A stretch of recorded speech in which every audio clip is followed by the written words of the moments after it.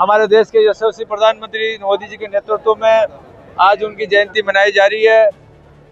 आज केवड़िया जो गुजरात में एकता के प्रतीक के रूप में, जहां सरदार वल्लभ भाई पटेल की स्टैचू जो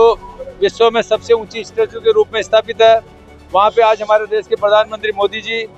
वहां पे हमारे देशवासियों को संबोधित कर रहे हैं। किस तरह से सभी प्रदेशों में आज मेरा भी यहाँ पे जिला हेडक्वार्टर टोंक में हमारे सभी साथियों के साथ में इस जयंती में एकता के रूप में जो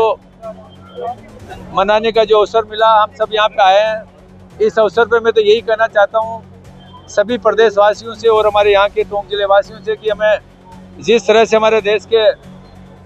यशस्वी लौह पुरुष सरदार वल्लभ भाई पटेल ने जब आज़ादी हमें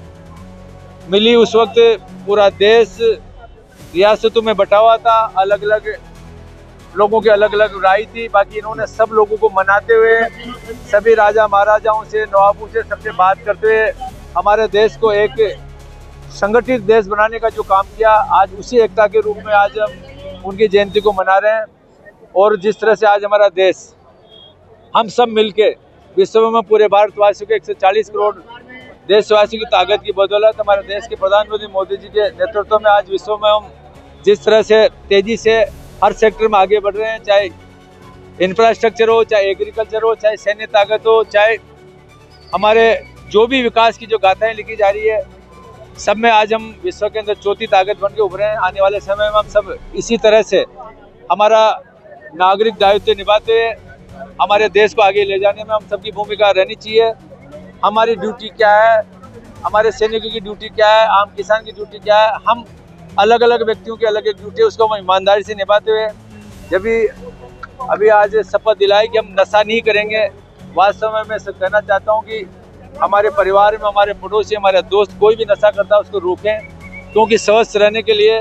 वो देश आगे बढ़ता है जहाँ पे कोई नशाखोरी नहीं होती है। डेली कहीं ना कहीं उसकी वर्किंग कैपेसिटी बढ़ती है, वही नागरिक जो आगे देश को आगे लेके जाता है। यही मैं निवेदन करना चाहता हूँ, हमारे देश को स्वच्छ बनाए रखें और जो भी काम हमारे व्यक्तिगत काम है, हमारे परिवार के आगे इंफ्रास्ट्रक्चर बढ़ाने में, हमारे परिवार को आगे ले जाने, जो भी काम उनको आगे ईमानदारी से करें, यही करना चाहता हूँ। देखो, अनदेखी की तो मैं ज़्यादा नहीं कहूँगा। बाकी जब हमारा देश आज़ाद होने वाला था और उससे पहले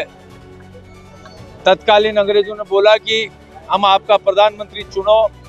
तब जो कांग्रेस के जो भी पूरे देश के जो भी डेलीगेट्स है, उनका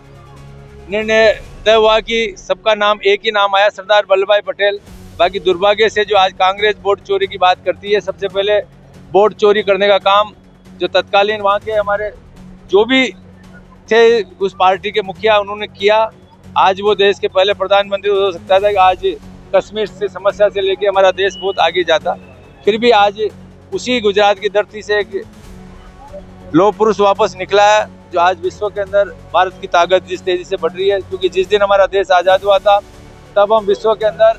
भारत और चीन की ताकत बराबर थी। बाकी गलत नीतियों की वजह से आज हम विश्व के अंदर, जब 2014 के अंदर हम 11वें स्थान पर चले गए और चाइना विश्व में दूसरे नंबर पर चला गया, कहीं ना कहीं नीतियों के अंदर कमी थी। आज वापस हम पूरी ताकत के साथ विश्व में हम ताकत के रूप के अंदर चौथी ताकत बन के उभरे हैं। और जहाँ तक मैं समझता हूँ, हम सब एक पूरे भारतवासी एकत्रित रहेंगे, संगठित रहेंगे, तो आने वाले समय विश्व में नंबर 1 बन के आएंगे, जब हम आज़ादी के 100 साल पूरे कर रहे होंगे।